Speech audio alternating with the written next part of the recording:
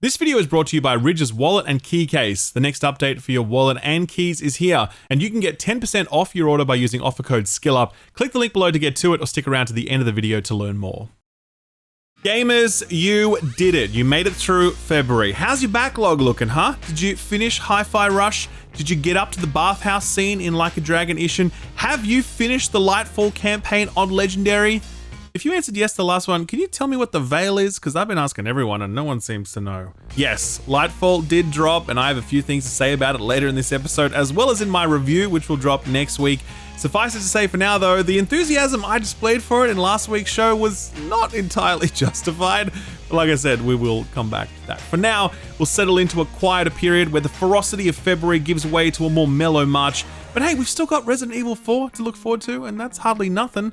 Plus, we've got plenty of gaming news, like that Elden Ring DLC. Did you guys hear about that? That's right, just about the time Austin and I wrapped last week's episode. Actually, almost the exact same moment, in fact.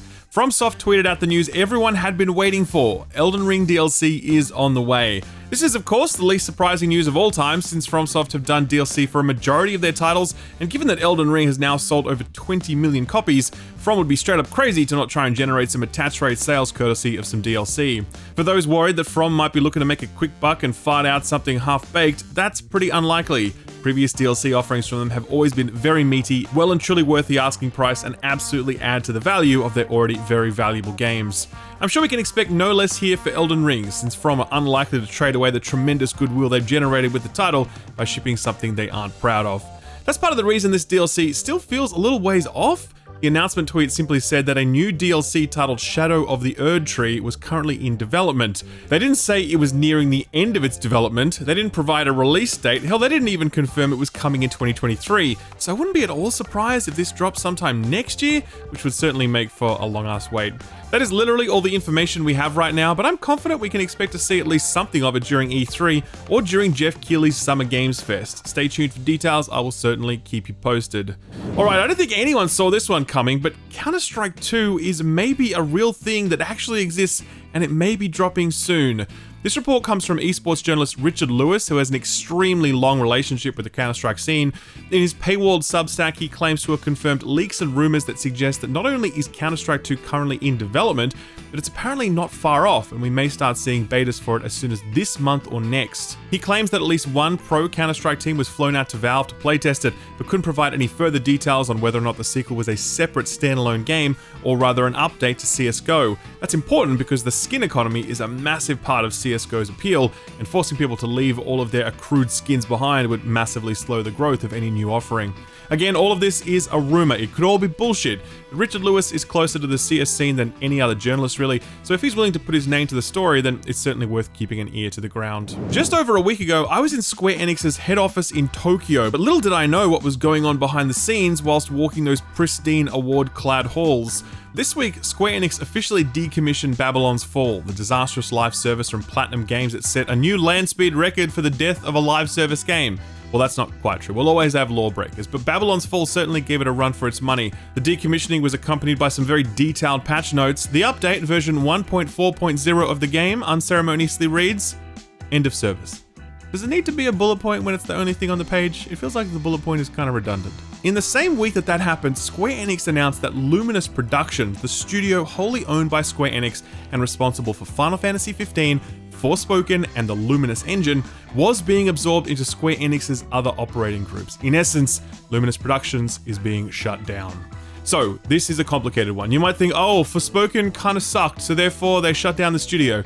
Surely that's partly a factor. Forspoken did not hit any critical milestones, and sales are expected to be well below target. If Forspoken was a masterpiece and sold gangbusters, I doubt Square Enix would be shuttering the studio that made it. You might track this decision back even further to Final Fantasy XV, which languished in pre-production for over half a decade before being bolted together and shipped in a laughably unfinished state. Huge sections of the narrative and gameplay loops missing, which would eventually be brought in via DLC or movies or comics or all sorts of random crap. Plus, the final DLCs planned for that story were eventually cancelled. So yeah, again, that surely didn't help the case for Luminous sticking around. Perhaps the biggest culprit though was the Luminous engine itself. Final Fantasy XV's production was famously painful owing to the difficulties of working with this engine, and it certainly didn't do Forspoken any favors either, since even at launch people were decrying the game's blurry visuals, saying that Final Fantasy XV managed to somehow look better. One of the biggest reasons that Luminous existed was to build and maintain this engine for other Square Enix projects, and if management came to the conclusion that this engine was more trouble than it was worth, and if the studio had put out 2 major AAA duds on the trot, really isn't much reason to keep that studio around. The good news is that the workers do get to keep their jobs. I mean, if this were an American publisher, I doubt the same thing would have happened, but it's always sad to see a big, ambitious studio like this flounder. Forspoken really capped off a disastrous few years for Square Enix, with its fire sale of its Western studios and IPs, its string of live service failures, and a collection of middling releases that all failed to achieve critical or commercial success. It was less than surprising then when this week Square Enix announced that President Yosuke Matsuda would be vacating his position, replaced by Takashi Kiryu, and yes, you better believe that there were plenty of Yakuza memes posted in response to that. Typically, I'd feel sorry for the former president since he placed some big bets on some new IPs and they didn't pay off, but this is the dude who used not only 1, but 2 New Year's Day addresses to announce and confirm that Square Enix were going balls deep on blockchain and NFT games, the second address occurring well after the bottom fell out of the NFT market. This dude had no interest in deviating from what would have undoubtedly been a ruinous path for Square Enix, so as sad as his personal fall from grace may be, it's difficult to see it as anything but a win for Square Enix. Kiryu, please, no NFTs bro, just make Final Fantasy games and remaster Tactics and bring back Vagrant Story and you're golden. And those ideas are all bad. I should be CEO. You know who's not going to be CEO of anything anytime soon? Yuji Naka, the famed co-creator of Sonic and the lead developer of the very doomed Balan Wonderworld. Earlier, Naka had been picked up by the Japanese authorities for insider trading. Apparently, Naka purchased a few $100,000 worth of stock in studios that were awarded contracts to make mobile games based on Dragon Quest and Final Fantasy VII. Naka hadn't publicly defended himself on the matter, saying only that he would cooperate with authorities. This week in the court case, he fessed up, telling the court, quote, "There is no doubt that I found out about these games before they were made public and bought shares in them," end quote. With his admission of guilt, the matter will move to sentencing, and it's unclear at this time what sort of penalties Naka will be subject to. It is a very sad end to an illustrious career. Hopefully he finds some peace and happiness in his retirement. Turning from Square Enix now, what say we check in with the other publisher that's on the ropes, led by a CEO who should absolutely be replaced? Ubisoft. After Ubisoft's disastrous 2-year run that's seen a string of underperformers and false starts, management announced that they would initiate an aggressive cost-cutting program that would not see any jobs cut from the company. We may be starting to see the first round of that cost cutting, as it's been reported that Ubisoft is about to close their Benelux office ahead of a broader reorganization across Europe. The report comes from a source citing an internal memo that says that the office will close on the 1st of April and that the staff there will lose their jobs, a direct contradiction of the earlier commitment to staff retaining their jobs during this cost-cutting program. None of this is official, of course, but if it is, we'll no doubt hear confirmation on it in the next week or so. What we do have confirmation on is the fact that the studio leading the development of the vaporware adjacent Beyond Good and Evil 2 just lost its studio head. Ubisoft Montpellier was up until recently led by Guillaume Carmona? That's the worst pronunciation ever, I'm sure, but they are no longer in the top job at the precise moment that the studio is being investigated by the French Labor Bureau after multiple reports of employee burnout and sick leave owing to the protracted dev cycle. This isn't a rumor, by the way. Ubisoft themselves sort of admitted this, quote, "The health and wellness of our teams is an ongoing priority," a spokesperson for Ubisoft told Kotaku in an email. "Given the length of the development cycle with Beyond Good and Evil 2, the Montpellier development team is undergoing well-being assessments through a third party for preventative measures and to evaluate where additional support may be needed," end quote. That's one hell of an admission, like our dev cycle is so blown out that we've had to call in an external auditor to make sure that our people are okay. Fuck man, no wonder the studio boss got the boot. To be honest though, it's a miracle that he lasted as long as he had, because Beyond Good and Evil 2 recently became the most delayed game in the history of video games, surpassing the mighty Duke Nukem Forever to claim the top spot some months back. Bad news for Ubisoft is that apparently the title is still very early in production, so it's pretty safe to assume that this won't be arriving anytime soon. I'm sorry to keep laying it on so thick with all this bad news about how publishers are treating their stuff like shit, but this is just one of those weeks. Case in point, EA just laid off over 200 Apex Legends QA testers over a Zoom call. They were all contract workers hired through an agency. They got invited to a mandatory all-hands meeting at 8 AM, no warning. By the time that Zoom call was finished, the entire team of 200 had lost their jobs. Apparently these 200 represented the bulk of the QA staff for Apex Legends, and it's like, What's going to happen now? I mean, 200 people testing the game, that's sure to catch quite a few issues before they reach players. Can Apex fans expect their game to get shitter now? I guess only time will tell. While EA are sacking QA workers, they are hiring to set up a new studio focused on delivering single-player Battlefield experiences. There are currently 3 studios working on Battlefield games, with one of them called Ridgeline Games being based in Seattle and led by former Bungie developer Marcus Lito. The new studio is being set up to support that Seattle team, which indicates that EA are clearly putting a considerable amount of resources behind whatever single-player experience this ends up being. Kind of feels like it'd be more than just a 6-mission campaign, but that's just a guess, of course. Nothing official has been announced. Single-player games have become an increasingly central part of EA's portfolio recently, with the Dead Space remake achieving critical success, Wild Hearts being a strong Monster Hunter competitor, despite its technical issues, and Joseph Fares' Hazelight Studios putting out a literal Game of the Year winner in It Takes Two. The one I didn't mention was Respawn's Jedi Fallen Order, which launched to both critical and commercial acclaim a few years back, and it's just about to get a sequel in the form of Jedi Survivor. The Sith may come in 2s, but Star Wars products always come in 3s, and Respawn Star Wars boss Stig Asmussen has said that they'd love to make Cal Kestis' saga a trilogy should the second game do well enough. For what it's worth, Jeff Grubb of Giant Bomb backs up this claim, saying that there's a general understanding within EA that unless the second game really bombs, we're likely in for a third, which to me is good news, because I really like the first one, and the second one is looking cool. So yeah, keep them coming, Respawn. And finally, it's a damn shame that it's come to this so quickly, but Kerbal Space Program 2 has already dipped below the concurrent player count of the previous game, and it's stayed there. If you go and look at Steam charts, you will see at this point more people are playing Kerbal 1 than Kerbal 2. That's like the worst case scenario for any sequel launch. Part of it is explainable by the fact that Kerbal 2 is an early access release and it's missing a number of features that will come later in the roadmap. But it really begs the question, why release a game, even in early access, that has less features than the original game? The one that people could be playing right now, and are playing right now, it seems. Not since Battlefield 2042 have I seen a sequel so quickly dropped while people retreat to a predecessor, and like 2042, it seems like Kerbal 2 has a long, painful road ahead. A quick lightning round to finish off. The creator of Vampire Survivors has said that a sequel is very unlikely, which is a good thing because I'm still low-key addicted to the first one and I don't need to re-up just yet. In an interview with GameSpot, creator Luca Galante said, quote, "With the way Vampire Survivors is designed, we can deliver both new content and new game mechanics in the existing game, so why make a sequel? I think if we make a sequel or a spiritual successor, then we should offer something radically different," end quote. This guy would have absolutely no future whatsoever working as part of the Overwatch leadership team. Capcom have announced a special showcase airing on the 9th. We can obviously expect to see a deep dive into both Resident Evil 4 Remake and Street Fighter 6, but will we get more than that? Will we get a look at a new Monster Hunter world? Unlikely. That feels like an E3 drop, but it's nice to dream. And finally, Jeff Grubb of Giant Bomb is hinting that Sony's next showcase is going to be particularly huge. He claims that a number of first-party announcements were planned for last year but were pushed back as the developers weren't ready. They are ready now, and Sony is apparently preparing a slew of big reveals to set up for the next phase of the PS5. Makes Sony's first-party lineup sound like the MCU.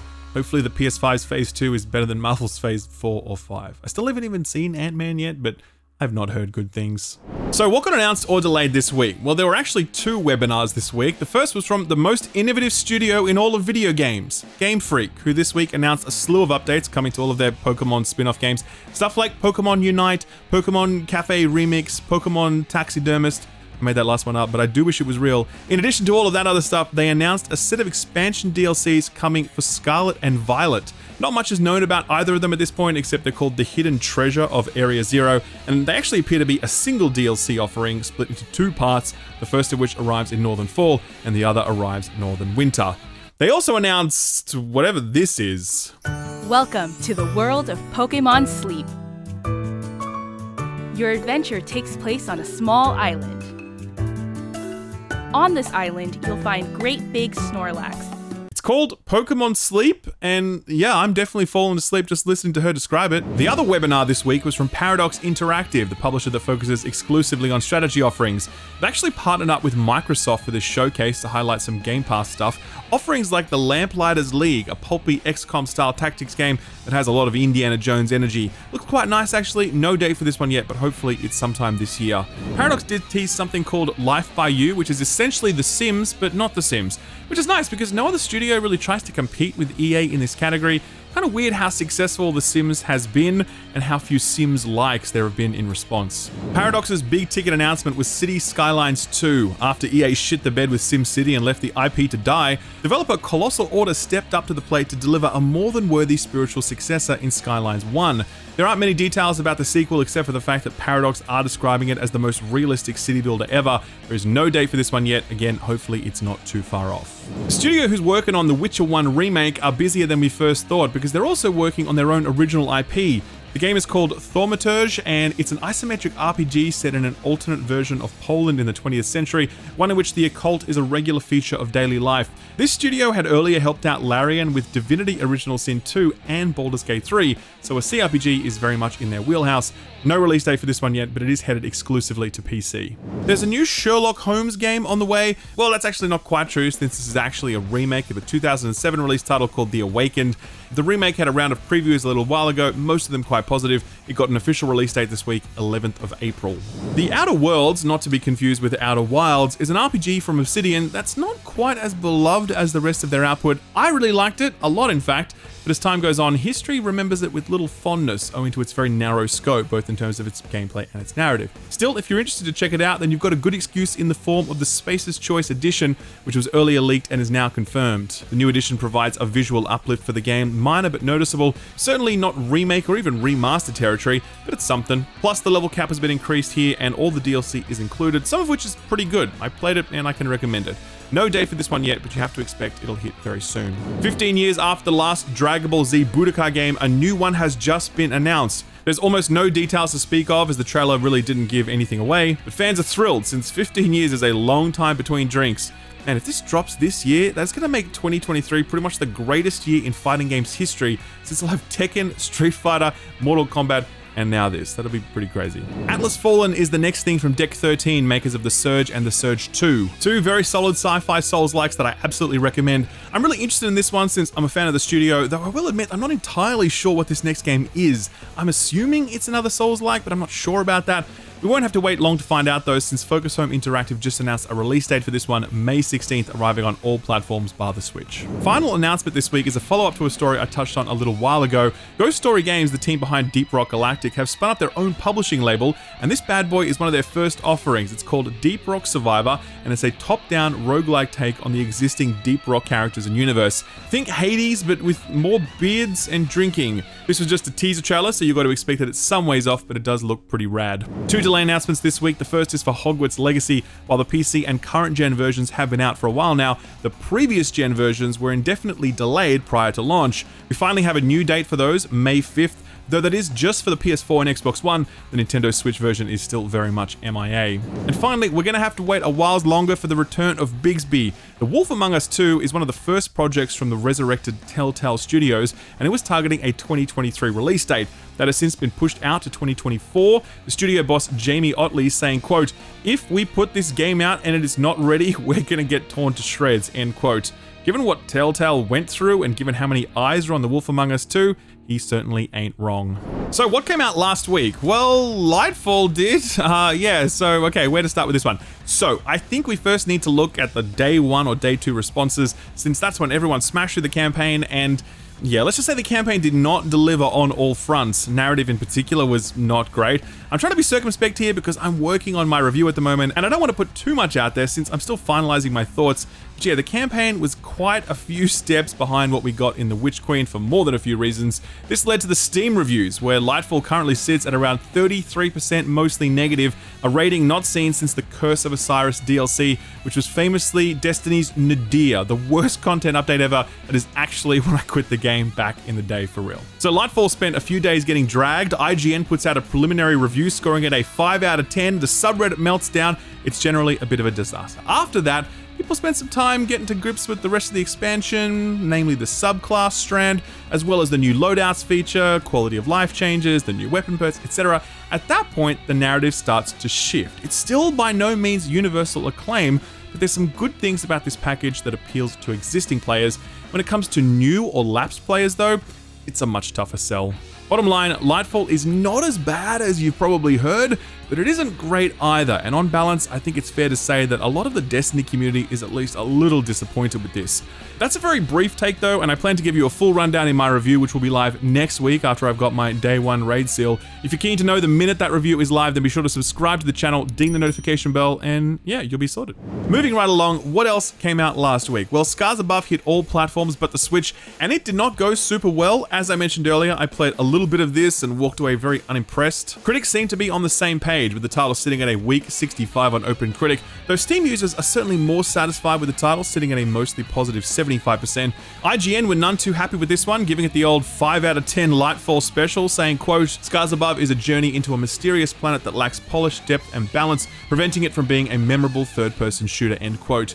Game Rant went all in with a 1-star review, saying, quote, some games have been accused of being half-baked, but Scars Above is like raw dough, end quote. Ouch. The Dead Cells Castlevania update dropped last week, and it's meant to be particularly great. On Steam, this is already sitting at a very positive 96%, and on OpenCritic, this is at a mighty 87. That is one hell of a score for a DLC. GameSpot really liked it, scoring at an 8 out of 10 and saying, quote, the newest expansion to Dead Cells is an action-packed homage that injects Castlevania flavor into Dead Cells' familiar roguelike structure, end quote. Personally, I will be buying this and playing it on my Steam Deck. It's really nice to see how much work has gone into Dead Cells post-release and how much longevity it's had. And finally, Wolong Fallen Dynasty dropped last week. Sadly, I did not have time to review it as I've been working on other things. That bums me out because I'm a Team Ninja Neo enjoyer, and this is the evolution of that formula, though it's a lot more Sekiro than it is Dark Souls-like. So when it comes to the reception of this, it's really a tale of two ports. The critics have it at a really strong 82 on OpenCritic, indicating a really solid, well-made game, but perhaps all of those critics were playing on console, because over on Steam, this sits at 38% mostly negative, with almost all the blame being laid at yet another shitty PC port. Stability, stuttering, audio issues, KBM controls, the works. It's just another ratty-ass PC port following the recent trend of ratty-ass PC ports. Outside of those issues, yeah, this game is meant to be pretty great. Eurogamer recommended it, saying, quote, Team Ninja evolves Neo's formula in a Three Kingdoms era action RPG where allies, flags, and stealth make its brutal challenges more manageable than ever, end quote. And Shack News scored it a 9 out of 10, saying, quote, despite some light performance hurdles, Wolong Fallen Dynasty is a haymaker of a video game, end quote. PC players, if and when this one ever gets patched, might be one to circle back to. So what's coming out this week? Well, as I said at the start, we're through the massive February chocked full of big hitters, and we're now settling into a much quieter period of smaller releases dotted with the odd AAA banger here or there. This week is definitely one of those quieter weeks. Kicking things off is Fatal Frame, Mask of the Lunar Eclipse. This is the third and final of the Fatal Frame remasters announced some time ago. This one drops on all platforms on the 9th.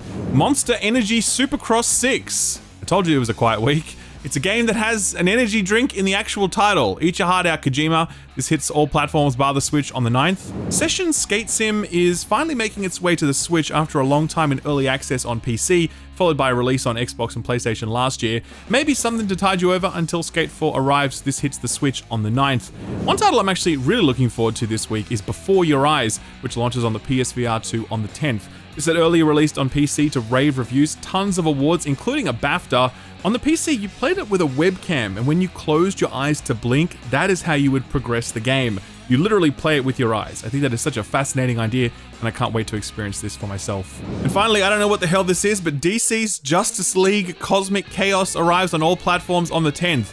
This is just a guess, but it does not appear to be based on the Snyderverse. It appears to be a top-down brawler featuring cutesy Justice League characters. They are happy and smiling, so yeah, this absolutely cannot be based on the Snyderverse, since Snyder edits out all smiles in post, which is why Joss Whedon had to seamlessly edit them back in, like this one. Have you ever dreamed of becoming an astronaut so you can journey to the stars and fight other astronauts while blowing up chunks of a space station? Well, boy, have I got the game for you.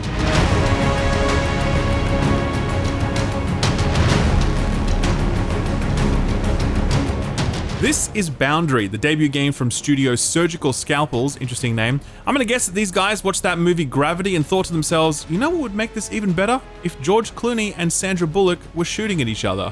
Boundary pits teams of people against each other in thrilling zero-G, possibly silent death matches. You can mod your basic weaponry as well as the little booster pack that rockets you around. You can mod that to carry explosive payloads or even dual miniguns. There's so much environment destruction going on as well, with pieces of the space station shot away and being sent into the far reaches of space. It looks awesome. This is a really interesting spin on the very played out team deathmatch formula, and while I don't think it'll be the next big esport, it's nice to imagine it delivering at least a few hours of fresh fun with your mates. It's out sometime this year, no specific date yet. If you'd like to check it out or maybe wishlist it, then I've profiled it over on my Steam Curator page, which also has links to all of the other put this on your radar stuff I've recently covered. I'll leave a link to all of that below the like button. Sort of free stuff time now, and it is a very, very quiet week indeed. Sony, Microsoft, and Twitch all revealed their lineups last week, and now they're available to click and collect, if you know what I mean. Special shout out to Battlefield 2042, which is available on PS Plus, and Wolong Fallen Dynasty on Game Pass. Very good deals. Only new stuff this week comes courtesy of Epic. Right now you can still grab Rise of Industry, the early 20th century industrialization simulator.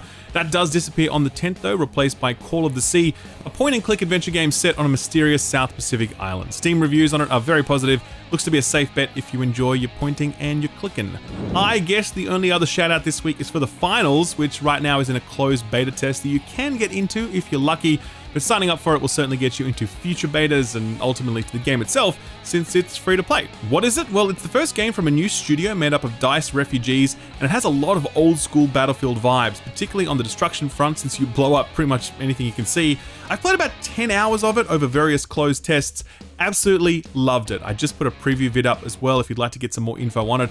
I'll leave a link to that below the like button. But yes, I'm very excited for this one. Our feel-good story for the week is they're making a Golden Girls game. For real, this is not a joke. Now, I know I'm dating myself here, but for those of you unfamiliar with the source material, the Golden Girls was a sitcom based on the exploits of 4 Florida-based retirees. And when I say based, I mean it, because these women ruled the airwaves for nearly a decade. The official line is that my mum made me watch it and I didn't like it, but the truth is, I loved it. It was the best. I wasn't the only one to have loved it, it seems, since some people thought it would be a good idea to make a Persona-style RPG based on it. Take a look.